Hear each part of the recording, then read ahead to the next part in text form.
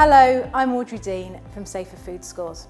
I've been working in the food industry for over 25 years and I advise food businesses on how to produce food in a safe, clean and hygienic way. Considering the health and safety of your team is very important, particularly at the moment with the additional precautions due to Covid-19. In a busy kitchen, social distancing can be very difficult. Ensuring that your team are trained in your precautions is really important. Make sure that they know of the processes and practices that you will have in place to help reduce the risk of spread of the Covid-19 virus. Consider organising your kitchen team into shift bubbles or fixed teams. This will help reduce the number of people that interact on a daily basis. You should try to stagger the times that your shifts start and when your staff take their breaks. This will help reduce clusters of people in your common areas.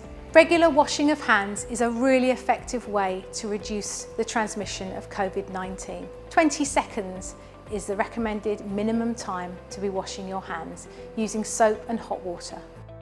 Consider how you can organise your teams so that they work back to back or side by side.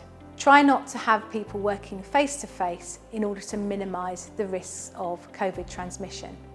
Ensure that your kitchen is well ventilated and that the airflow through the area is good. Wear any PPE that your company's risk assessment has deemed necessary.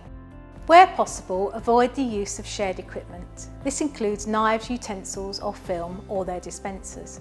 I recommend using Wrapmaster, as each dispenser can be placed in the separate areas. The handy stickers can be used to designate these as well, making it easy to see where they should be.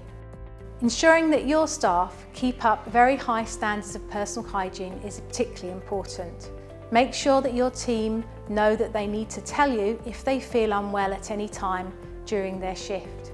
They should be using blue plasters to cover any cuts or skin conditions, and you should always have a trained first aider on hand to assist if required. Also make sure that your first aid kits are fully stocked. So consider ways to reduce the spread of the virus, keep your training up to date and use equipment that supports good hygiene.